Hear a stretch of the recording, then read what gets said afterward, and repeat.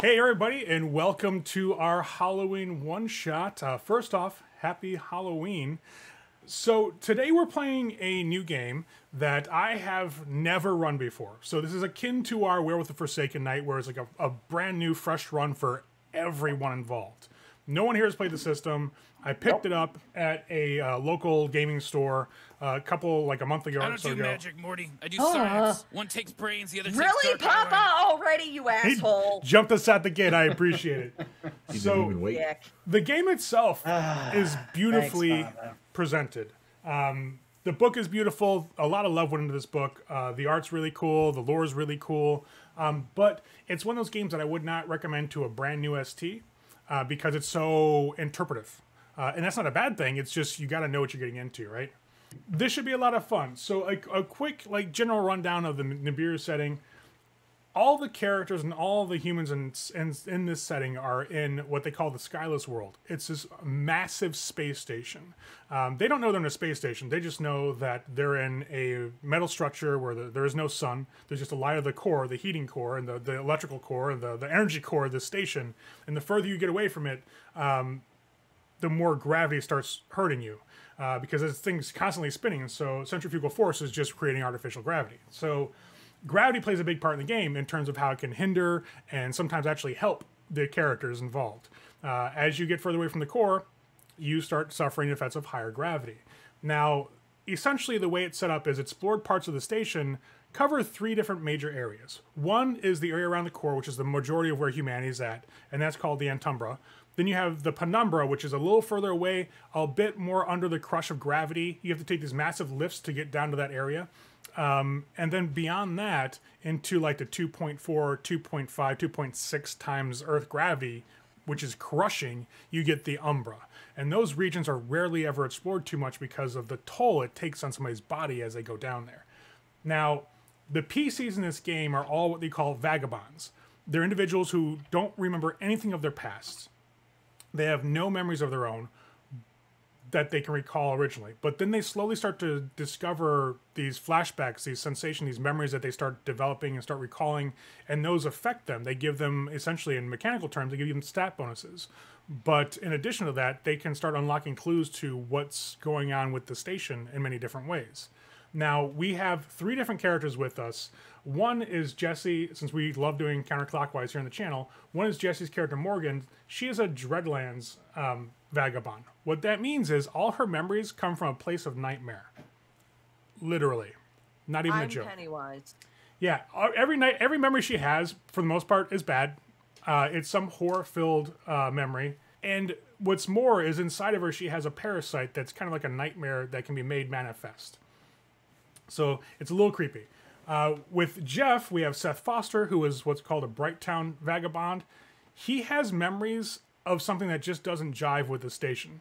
Like, there's no grass, there's no trees on Nibiru, but he remembers sunlit skies, he remembers grass, he remembers playing sports. As a matter of fact, I think Seth is a football player. He is. Yep. Or was. But that's Right. Those are the things that he starts remembering. Like, he remembers a world that's completely not at all in line with what he's experiencing in everyday life on the station. And then we have Asher, who's a machine vagabond, and that's an entirely different type of crazy.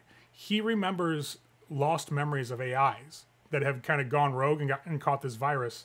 And he remembers these like fleeting touches of emotion and like curiosity that popped up in the AI's cores. And those are distilled into his memory. A little bit about that. We have three different levels of experience for the most part in these characters. Asher's been out the longest. He's been active. He's started remembering more for longer than the rest of everybody else has. So the thing with the Vagabonds is you live a normal life as you can with an amnesiac past. You work in society, you work odd jobs, try to get by. Nothing changes about you until your first memory triggers. And once that does, they just keep on happening. And you start discovering more and more hints of what you may have been previously, or in some cases, what other people have lost of their own memories. You remember that. And these memories are incredibly, these memories are incredibly valuable. They allow the Vagabonds to do things that some would call miracles in some respects.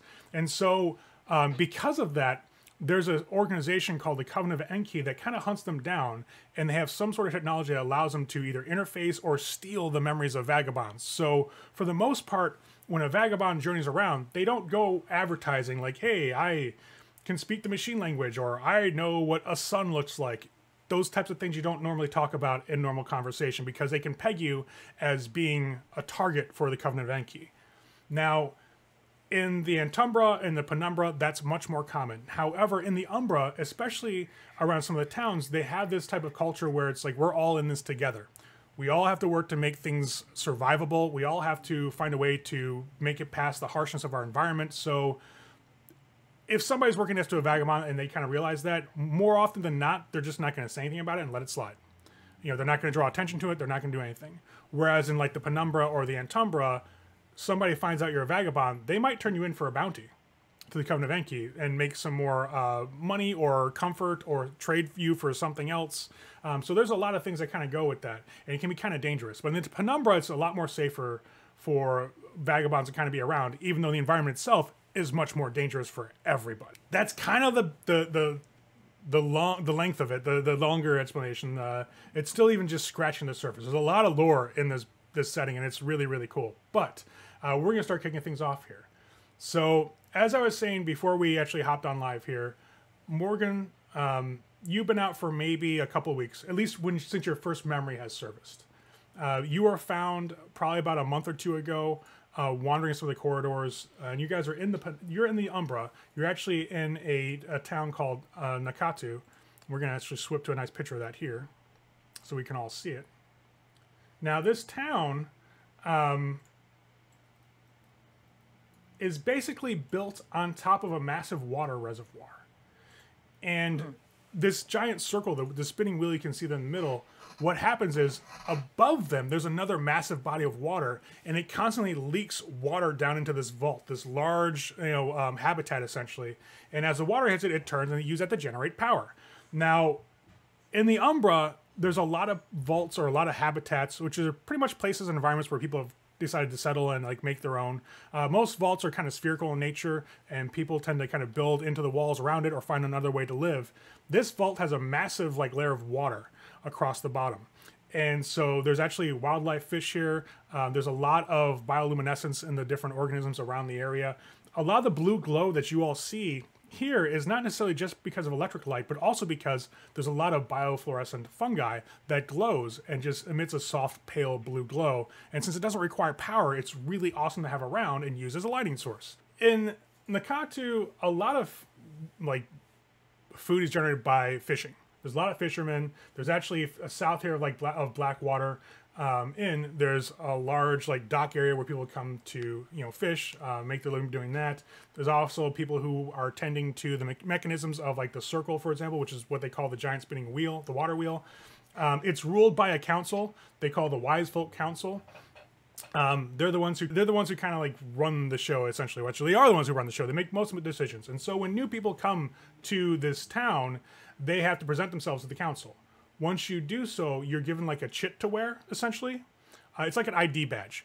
It identifies you as an outsider, but you're still given hospitality because, again, in the Umbra, everybody's in this shitstorm together, and we all have to make it work to survive. So, yes, there's a little bit of like, we don't really know who you are, but you talked to the council, you went through the steps, we know we can trust you. A lot of the thing has been done, we know you're cool. Exactly. A lot of the time, you get people who will come in and they'll stay in Blackwater Inn over here, and you also see that you have the Tower of Merrick down here. Now, there's a lot of water that surrounds this entire city. It's almost like it's floating on top of this reservoir. To get to this city in particular, you actually kind of float on boats through this narrow channel, this metallic corridor that's flooded with water. You just kind of slide through it on your boats to get here. And it's usually lit by blue fungi that's managed to kind of creep its way up the metallic walls. There's a lot of rich, earthy smells here, but you also have a lot of metallic tang in the air because you are literally inside a massive water reservoir that's been hollowed out. A lot of the city works off of trade. Now, in the Umbra, they have like a credit system. It's kind of like a currency. So you can either pay for stuff like a room at Blackwater with some credits, or what's most often done is that if you want to spend a night or a lapse, which is pretty much a day, it's 22 hours, if you want to spend a lapse at Blackwater Inn, you can work an hour in their communal garden, help harvest fungi and things they use to, cook and do some of their foodstuffs with, or clean up the inn for an hour, and they let you stay for a night. Alternatively, if you're adventurous and you go out and find a new type of fungi or plant life that they've never seen before that they could use in the inn, you can stay however long you need to. Now, especially for Morgan, when you first came here, sleeping's difficult. Not only because your body's suffering under the strain of this gravity, but also because you have a nightmare that literally lives inside of you. I have a thing that feeds on my fear. Right. The fear of others. And that creates a problem. So, A little bit. luckily they have these things at the Blackwater Inn that are essentially like these, it's like a water bed, but it's encapsulated. So you lay inside, you're completely submerged in water. It's a tank. You have oxygen hoses and like a mask that you can put across your mouth and your nose so you can breathe easily. But it basically helps you go into almost like a pseudo trance state so you can sleep. Sensory deprivation chamber. Yeah, it's called a DDM. It works marvels. And honestly, probably for your first solid week straight here, you probably had to use one. Just because getting used to things, once you start remembering stuff, all this horror, all this anxiety just came flooding back into your mind. And that created problems.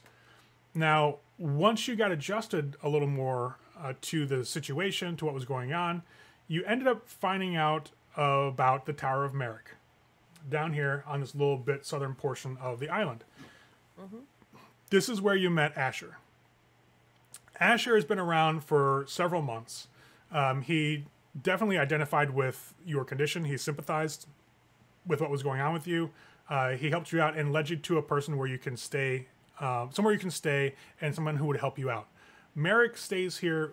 Generally, they're an older individual. They wear a lot of like dark clothing, mostly like robes, very concealing.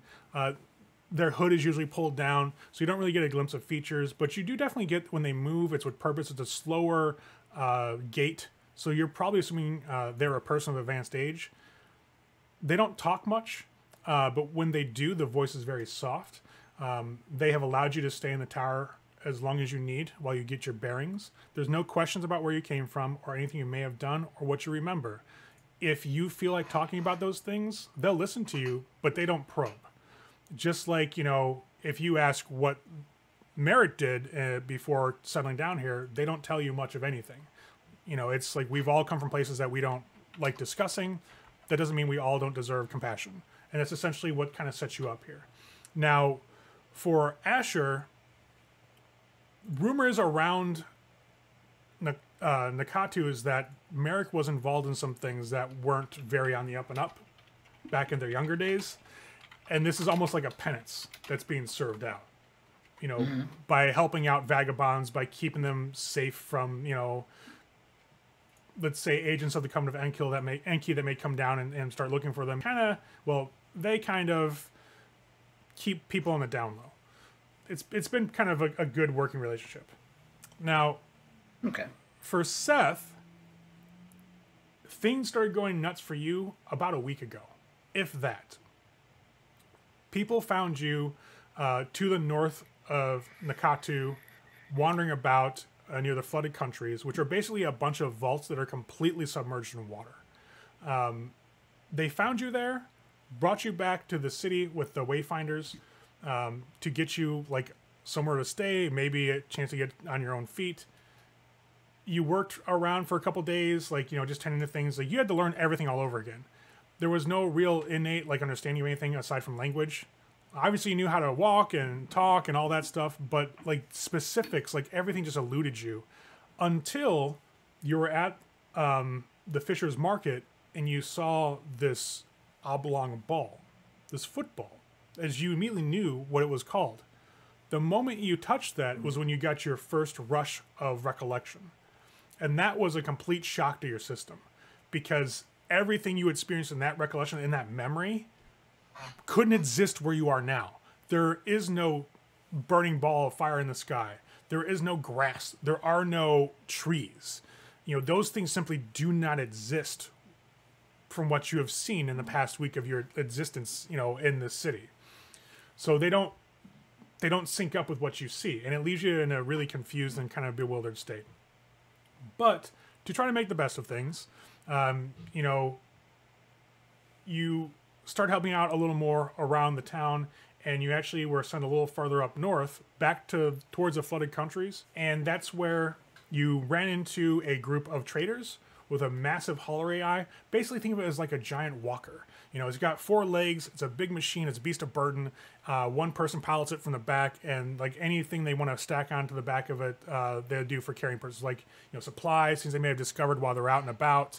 And usually 3 or 4 traders kind of accompany these things as they'll walk, scavenge from different vaults or service corridors or anything they think may be of use, like maybe finding a power supply. They can charge batteries up and then trade those batteries for a good deal of credits or services. So scavengers and traders like this kind of tend to frequent some of the Umbra, because this is one of those places where I guess the statement is, if you're bold enough to go adventure and search things out in the Umbra and survive, then you deserve to be rewarded if you bring something of value back to a settlement. So you were out there, ran into this group of traders, you sat down with them, had like some fungal tea, and then you don't remember anything. You blacked out. So we'll come back to you. For Morgan and for Asher, Merrick, one night when you come in to the temple or the tower, basically prepares dinner. It's fish and some fungi. As you guys are eating, Merrick stops and sits down at the table. And the room is very, very nice. It's hard steel walls. There's definitely some former floorboards and things like that. Floor panels have been built up and torn up to kind of make, like the walls and all the other like ceilings, etc. So there's a lot of like repurposed metal that's been used to create the tower. I was about to ask you how much of this is made of fungus. Not a lot. The food is everything that's not like from the fish is going to be fungal in nature. There are beasts that get hunted for their meat, but since Nakatu sits on this massive body of water and fish are plentiful, that's the majority of most meals. Legit. There are various colors and various types of fungi that have different purposes for medicine, for eating, and there are definitely different bricklaying. Maybe. But there's definitely a lot of things that can be done with them. But a lot of the technology has been repurposed. So like all the structures are built from like, floor panels or other types of structures that were once there and just repurposed into building something else. So a lot of the construction here at the Temple of Merrick is haphazard. Like there was clearly goals in mind when it started being built, but you can tell that at some point they ran out of one type of material, like from a floor panel, and switched like wall paneling from another part of the vault. So it's very patchwork in some places. However, there's a lot of color involved. Merrick, they have decorated the inside as much as they can with different types of colors that react differently with, like, say, the glow lanterns. The lanterns primarily you're using inside the temple are either fungal growths put into, like, clear glass, so it just emits light. Or they're actually glow bugs that have been taken and put into glass cases or bottles, and they're sitting up, like, on a shelf and shedding light down here. Now, alternatively, there are electric lights. Since the circle generates a lot of electricity from the falling water, that electricity is running through the city itself, and they use the power lights. However, in recent days, as Asher knows, there's been some concern about the speed with which the circle's been turning. It's been slowing down. So great steps have been taken to start conserving power. So old school lighting like glow bugs and fungi have been used more and more often, which has been giving the city a much more azure haze about it. Especially, as people get more and more concerned. Nobody's panicking yet. There's no like rush. There's no concerns. But people are sending more and more scavengers parties out to look for like additional sources of power they can tap into, or batteries that can be charged, things of that nature. So the light, as you all eat, is very blue. It's very azure, like a nice little like subtle cerulean that kind of just bleeds over everything. So that makes some of the red materials that Merrick had put up kind of grow a little purple as the blue takes over. Cooking is primarily done via like induction burners with like electrical coils, things of that nature that can boil water, that can heat a pan to cook food. Oil is usually either fat based, made, or it's fungal based. So there's a lot of like unique adaptations that have been done around this town to make things very serviceable and actually livable. And some might say, in maybe a way, a little comfortable, especially once you get used to it. So as you're in the middle of eating, Merrick steps in. They're wearing darker colored robes today, at least in the light of the lanterns that are out there. Their hood's pulled back a little bit, and you see like the long graying hair kind of over their face a bit. And there's a lot of wrinkling on their face. You can tell it's definitely a person of advanced age. Now, mind you, this level of gravity starts to really affect people's metabolism much heavier than it would in other places. So the age may be premature if they were in like another part of the station. But they sit down, let you both have a moment to eat, and then they finally clear their throat. Asher, Morgan, I need to know if you can do a favor for me. Well, seeing as how we are sitting at your table eating your food, I certainly don't see how a favor could be something that couldn't be arranged. What do you need? A new arrival, Seth. He went missing about a week ago.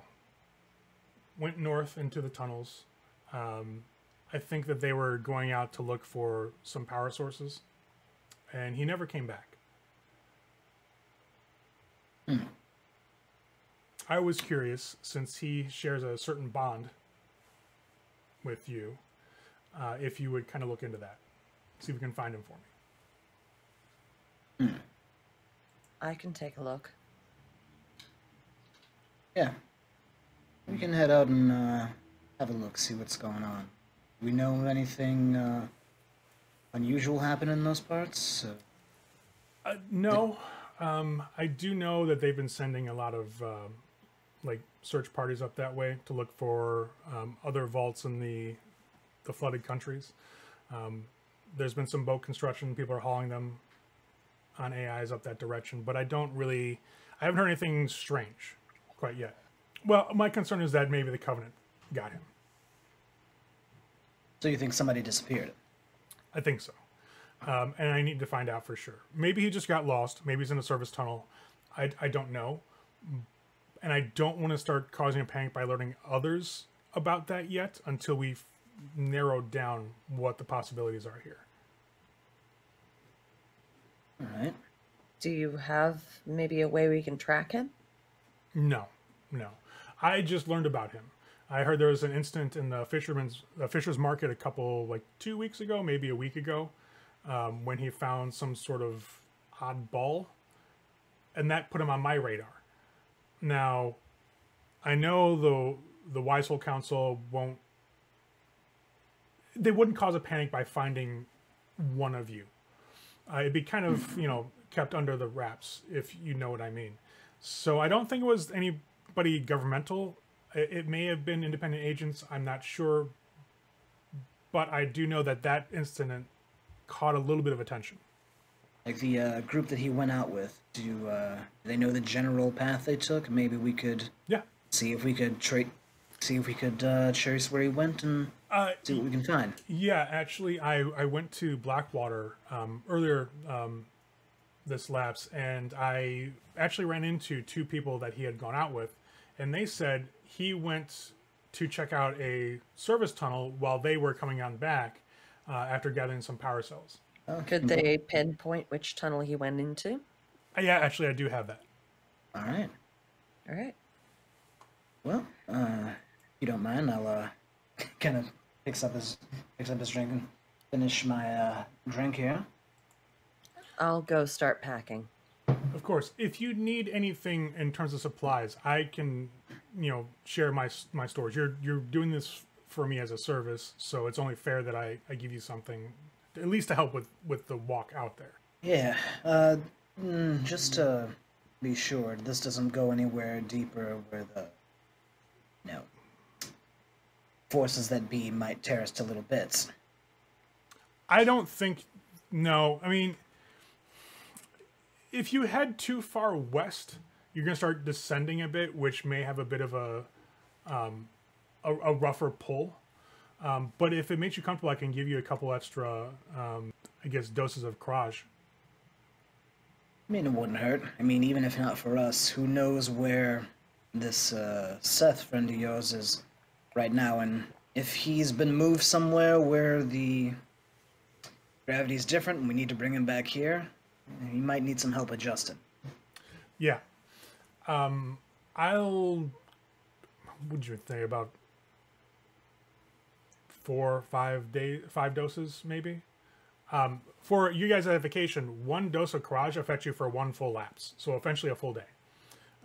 Basically, what it will do is it will take your penalty down by 1 step. You'll be going 1 step closer to your stable zone.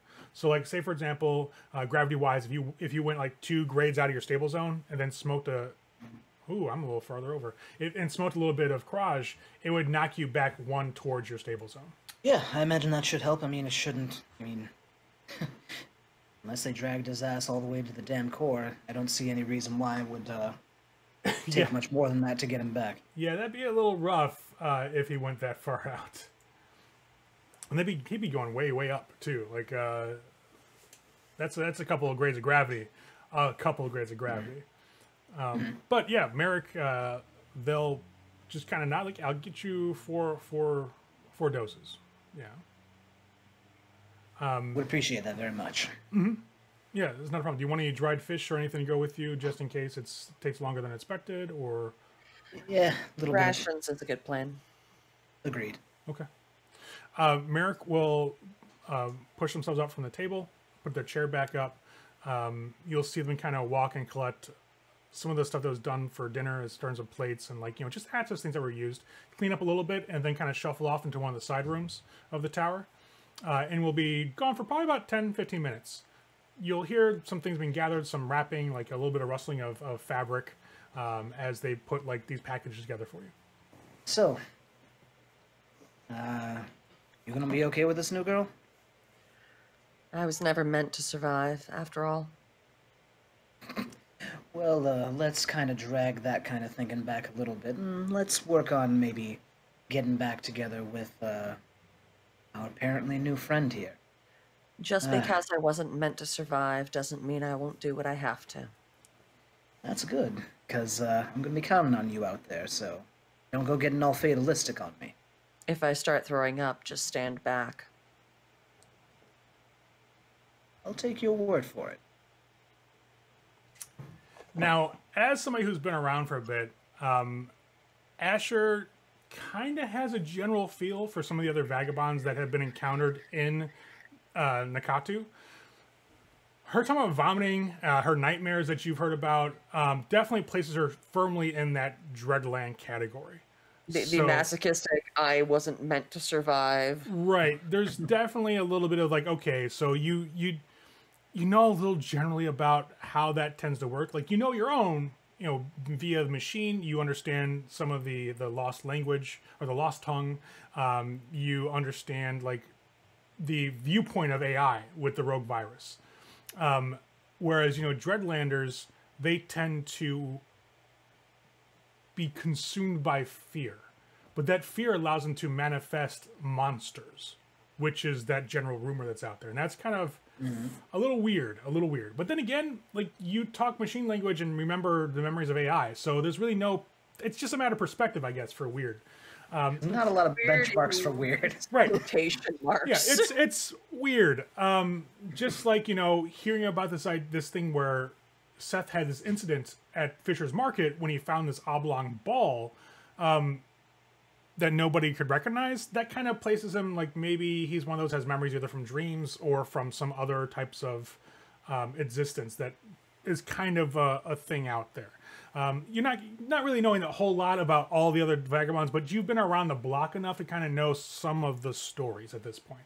Especially talking with Merrick, because they'll talk as much as they can about what they know about the different types of what everybody calls vagabonds out there, because a lot have passed through their tower, essentially, as a safe place between different destinations and things like that. But Merrick will come back. about 15 minutes. And they'll have like a package that they'll put down like in a satchel on the table. The table itself is like a burnished metal that's been polished a bit. You can tell there's probably a repurposed like a long floor paneling chunk that's been put on two metal legs and done up very nicely and smoothed out a lot, to have like some sort of presentable dining surface. They'll put the satchel down. The satchel itself is a tanned skin. So there are animals in the station. Like there are a lot of different types of wildlife. Now, mind you, they all have some sort of bioluminescence to them, and they usually have evolved to feed off of electricity. Sometimes directly from power lines, sometimes by absorbing what's left in the corpse of another animal. So there are creatures out there. There are a version of what they call sheep, which grow fungi on them. There are essentially the equivalent of cats, which are out there, and they're adorable. I got to show this off to the chat actually because they're awesome looking. These are Sparklings, and Sparklings are awesome, and I dare you to say otherwise. I have my own Sparkling. She's over here. She's making noises. This is a Sparkling for chat. They're adorable, and they hunt in packs, but they feed off electricity like everything else does. Then you have pulse wings, which are like birds that fly around from conduit to conduit. And there are even underwater creatures that will actually feed off electricity as well. So the idea of getting something that's not necessarily made out of metal, but more of like a leather or a tanned skin is not beyond the realm of possibility. Now, a lot of the clothing and fabrics are made from essentially the silk of a massive like pseudo sandworm, but electrical worm. But also spider.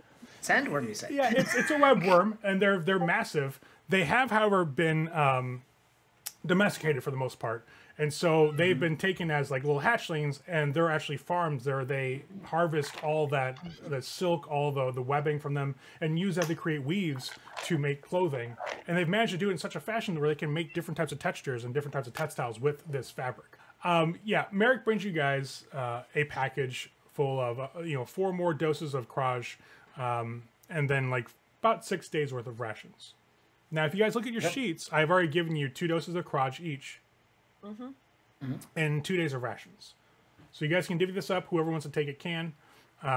It's literally Morgan will look at Asher and say, "I am not meant to survive.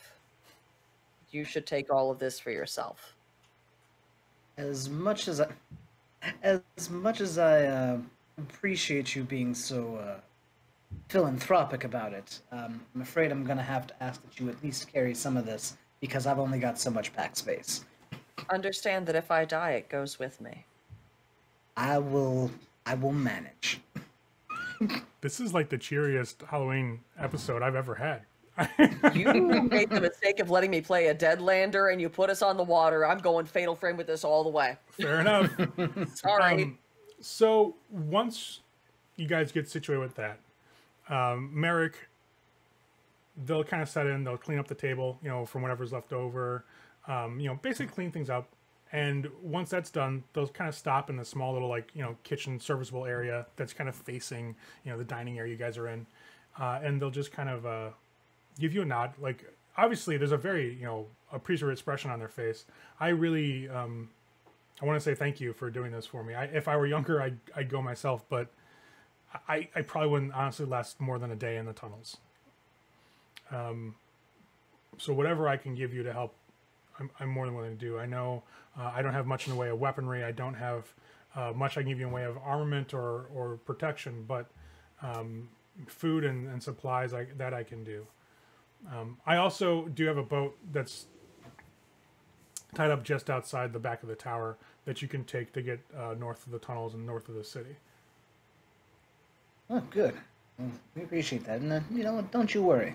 I mean, you do a lot for the rest of us and make life a little bit simpler, so it's the least we can do.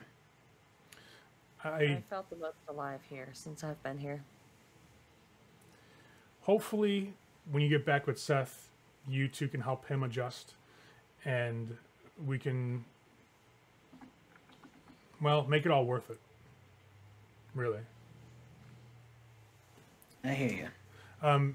You're more than welcome to stay the evening and go at the beginning of that slaps, or if you wish to go now, whatever is your prerogative. I'm just a little concerned is all. I don't know. I think we should probably get on this as soon as we can. Don't want... The longer we wait, whatever happened to him, the worse it gets. Fair. I'll leave you to it then. I'm going to see about making sure everything else in the tower is taken care of. All the other guests here are comfortable. Of course, of course. You'll all come home. I hope so. I hope all of you will. And they'll kind of adjust the robes around them and kind of shuffle off and start heading towards one of the small corridors that leads to a staircase that goes higher into the levels of the tower. As you hear their footsteps kind of recede off of the metal, you both are left there for a few moments, and just in silence. You know, you got the glow of the glow bugs and some of the fungi that's casting your light over everything. You've got the rations and their craj packed away. At that point, we'll go back to Seth. So Seth wakes up, and your first thing you realize is you can hear this dripping of water and a subtle ripple around you. As your senses kind of start coming to the fore, you feel this like bare, like rough metal beneath your body. And as your eyes start to open, you start to see this like bluish glow from, you know, lanterns that are around fungi that have been encased and suspended to kind of cast light over an area. What you find yourself in is this, it looks like an old industrial kind of either control room or power room. It's really weird. Essentially, this is kind of where you find yourself. It's this weird industrial like wasteland that looks kind of like it might have been a power plant of some sort. You can see the water. You're literally right over here. You're right over here, essentially in a cage that's been kind of built out of different types of wires and cables and metal poles to kind of keep you in. Now, up over this area, you'll see this table that's been set up. And what's really weird about that table is, as you can see across the soft light of the glow lamps that are in here, it looks like bloody clothes are strewn about. On top of something. It could be like a mound of who knows what really. It's just kind of like gathered up and just bloody. The way that the blood is a little purplish and this blue light is a little disconcerting. You do smell like dead flesh. There's this cloying scent of rot in the air. There's silence, but if you look to your right from where you're at, like on that little like peninsula that you're put on between those two little things of water, you can see a dark tunnel leading off into the distance, but you slowly start to hear this methodical thunk as footsteps start coming down that tunnel towards you. You can't see anything. It's still dark. The light of the glow lanterns is not quite reaching down that tunnel quite yet. First thing I'm going to do is I'm going to check and see, like, these bars. Are they hefty bars? Is it something I could potentially break, like, not break, but stretch enough to try and squeeze through? It looks like, at first glance, it's very ramshackle. Somebody threw this together, because you can see the way the cables are set around. Like, it's literally like these, like, metal wires, like, metal cables that are run between these rungs of steel that have been, like, cast into the ground. But when you look at it a bit more, you can see that the metal rods have been soldered and welded to the ground, to the floor plate underneath you. So to move them would be very, very difficult. To get between them, you're not quite thin enough. They're maybe like 6 inches apart. Gotcha. So even if I were able to like stretch them a little bit, it's still not enough to get a body through. Yeah. And with the cables kind of weaved in and out of it, it'd make that it even more difficult. Yeah. There is a door on there, and you do see a lock attached to it. Looks like some sort of padlock somebody had made that is large enough with the loop to go through 2 bars and lock itself. There are hinges there, but you can't actually get to like the pull-out portion of the bar. But yeah, you hear the footsteps start coming closer as this being starts walking into the visible light. it's taller than you would expect of a normal individual. It's like maybe 8 foot tall, 9 foot tall. The angles on the body are very sharp edges. And as it steps into light, you actually see metal. The blue light glints off of metal. As a servitor AI, a human AI, it's a little bit taller than, a normal human, steps into view. It has a singular, focus lens in the middle of its head. And it kind of looks over at you. Like, you hear that little whir of its gears as it kind of turns and takes you in, acknowledges you there, and just keeps on walking ahead. Like it's going to walk right past you. Hey, let me out of here. Why are you keeping me? You just, in response, I'll use the subtle thump of its feet on the ground as it heads towards that table. Shit. They're going to cut me up and fucking eat me. Man. I am going to... An acceptable thought process. Grab... Can I reach my arm through at least? Yeah. Is there enough room for that? Yeah. I'm going to try and grab this big lock and start kind of pulling on it to see if I can, I don't know, maybe mess with the insides enough to get it to pop open. Okay. Because I remember this one time when I was stuck in a friend's vehicle, they locked me in the trunk. And I continuously kicked the trunk lock until it popped it because it busted some of the insides. You considered that a friend? Hold on. So is this gonna? My first question about your memory here. Is this gonna be? Is this gonna be some old boy version of lockpicking? Is what I'm seeing here. Kinda, yeah. Okay. Well, you're good. How many memory points do you want to spend? If you spend 2, you get a +1. You'll automatically succeed no matter what.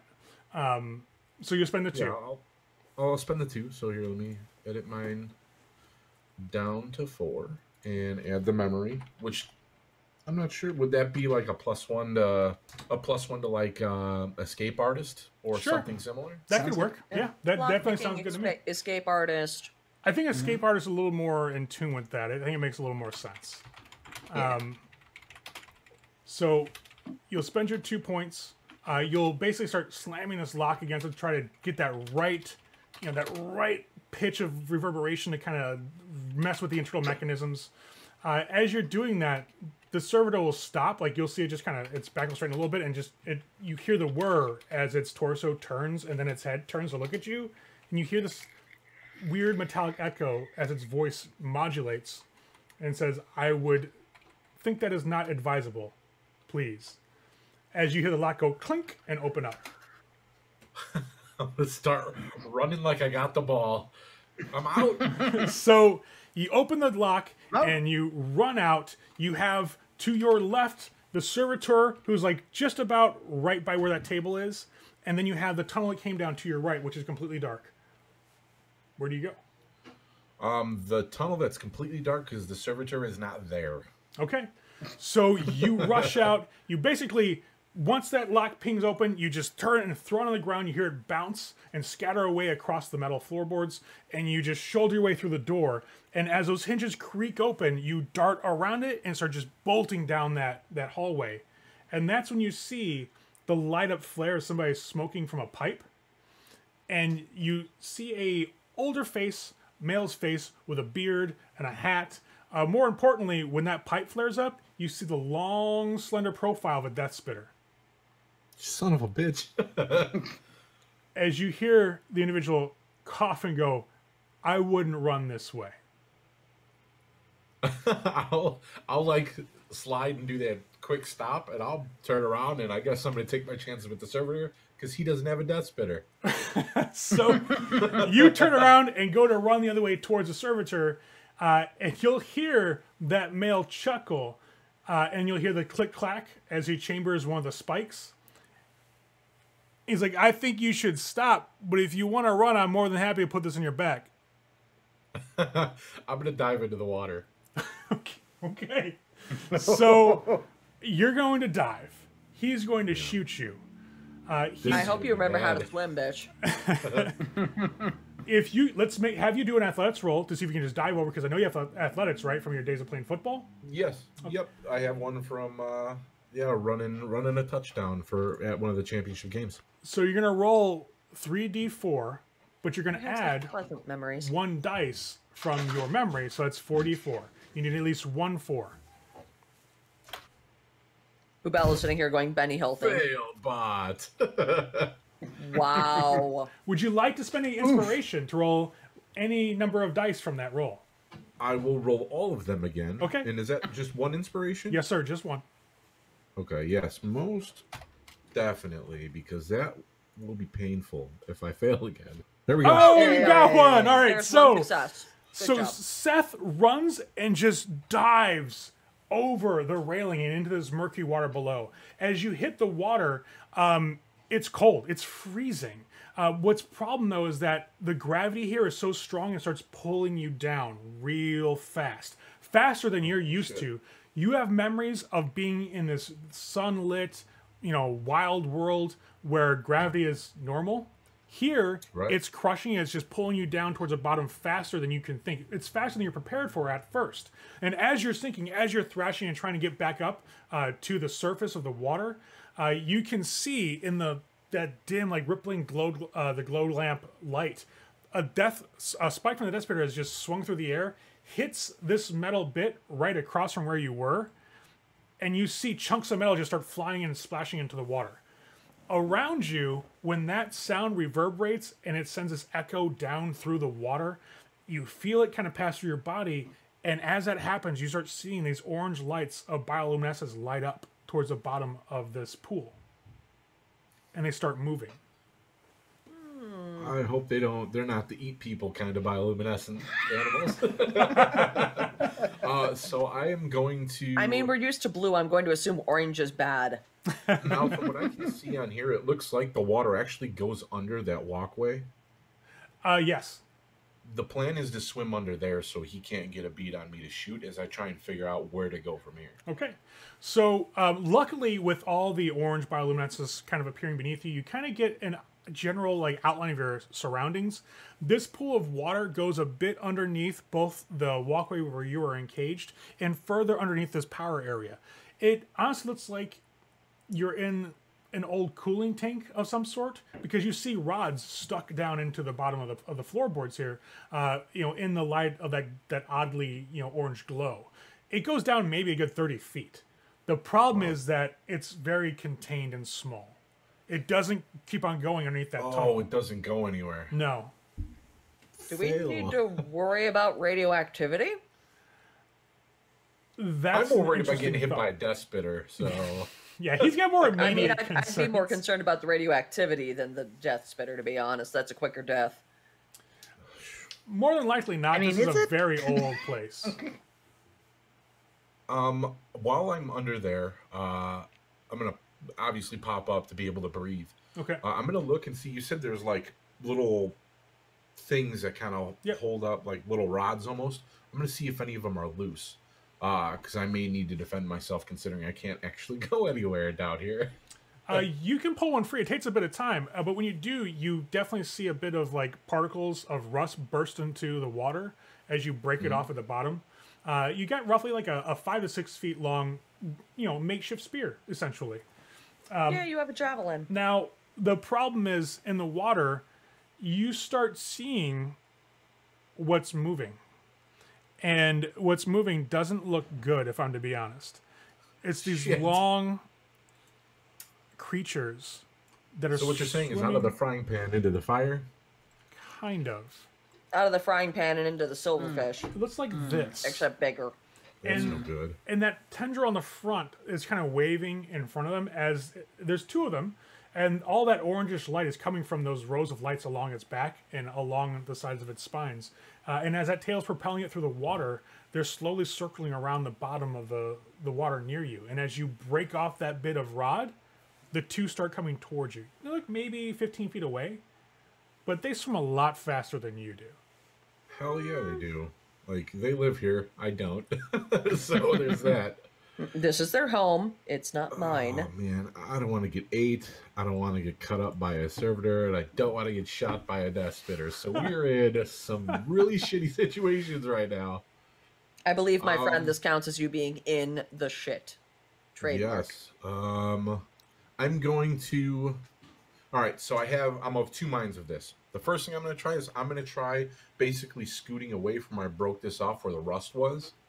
Because maybe they feed on rust. Maybe it's not me they're coming after. Maybe it's the particles of rust, right? Right. I mean, fingers crossed. No, hey, maybe. could be. I'll give it a shot. I mean, they do have an orangish reddish glow that could come from the iron and the rust. Right. It could be the radioactivity in this metal. So you pull back to get inside this essentially what looks like a little cage underwater. And as one rears back, you see it kind of coils up to get ready to propel itself forward. A spike bursts through the water and impales this thing, drives it into the floor, the metal floor of where you're at. It pins it, and it starts thrashing about. The other one pulls back a little bit and starts floating underneath where your cage was at, so it's out of line of sight. You will see Maybe a chain. once A chain will get thrown into the water. Like a massive, like half-inch thick chain just gets bloop, splashes in and starts floating down to the bottom, as like somebody's leaving you a lifeline. Yeah. But is it really? I'd say, but is it really? Is the next question. Really? I gotta get out of the water. There's things in the water, so I'm Your lungs are starting to burn a little bit. Let's be honest. Yeah. I gotta get out. All right, so you'll grab the chain and go up. Yes. When you break the surface, your host is there, and he's Such just a nice fella. Now that you had a good look at him, he's dressed in like really old clothes. Like they've seen much better days. They've been gone through patchwork repairs, clearly very often. That broad-brimmed hat that he's wearing is also very old. He's got the despot over one shoulder in place of the machete you see there. As he holds a chain, he's got it wrapped around one of the railing bars. So it's he's braced against that, holding the chain's wrapped around, so it's more than enough to support your weight as you climb out. But he's got the despot up. He's like, listen, boy, as soon as you break water, why don't we have a different discussion? You get back inside where you're safe, and I don't have to shoot you, and they don't have to eat you. I don't have much of a choice now, do I? I don't really think you do. I'll comply for now. I have to. I don't have a choice. I don't have a despoter. He does. So he'll let you get out of the water. Once that's done, he pulls a chain and wraps around his left arm, so there's no slacking around that you can grab. Essentially, the servitor looks over at you like it's hunched over, and it's just kind of cleaning up the area by that table, and you hear the words. Its head turns, and that one lens just stares at you as it continues working while it's looking at you. Now that I have a That's better not vision, friendly or what is anything. it working on at that table? It's cleaning up what looks like blood and viscera. That's what I fucking thought. Okay. As you get back in the cage, the gentleman with you closes it up, locks it again, puts a second lock on it, and wraps some more cable around it. Then he looks at the servant and is like, listen, 5, you watch him. He does that again, you sound your alarm. You hear the servitor go, affirmative. At that point, he'll step back and just go to like one of the banisters that you can see across way from your cage is at. He'll lean back against it. He'll put his pipe back in his mouth as the chain is kind of like let to unravel from his arm and drop to the ground, wet and just a loud clank that just kind of reverberates through the room. He pulls out like an electric lighter, lights his pipe, and starts smoking. You've smelled this smoke before. It smells like crotch. Now that you're a little more aware of what's going on, you're at the second -1 track on your gravity monitor. Okay, let me just see. So, gravity sheet.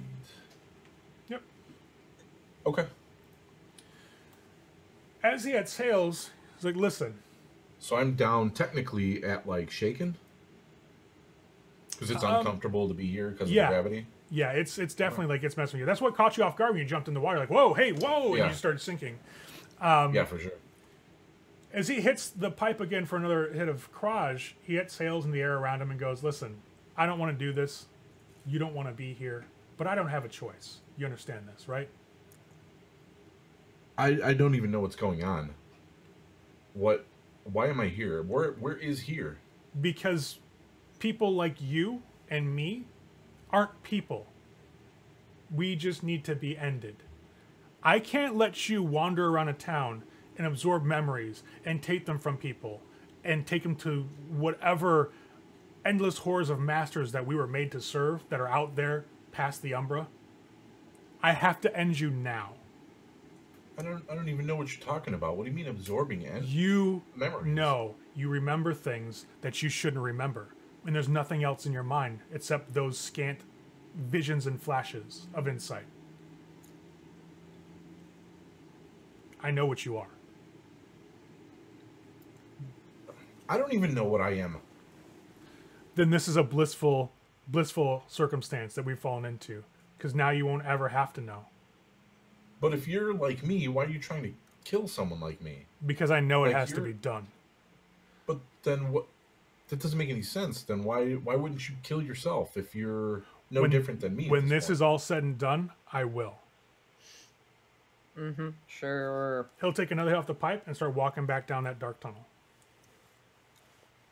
I'll just kind of sit and lean against the grate and try to figure this out. I'm in a shit situation at the moment. There's now a second lock, so you know.